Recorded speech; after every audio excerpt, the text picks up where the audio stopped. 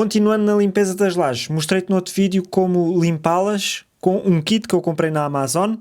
O resultado final não ficou perfeito, mas ficou muito bom.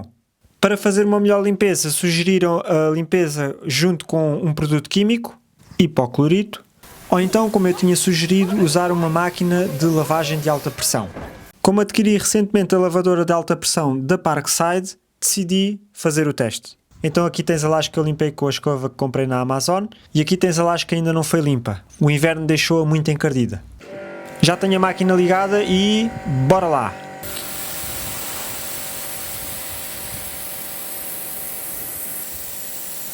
Estou a fazer isto um bocado à pressa.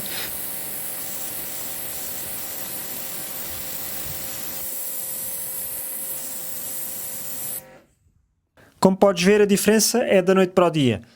O kit de limpeza é bom, mas não para estas aplicações.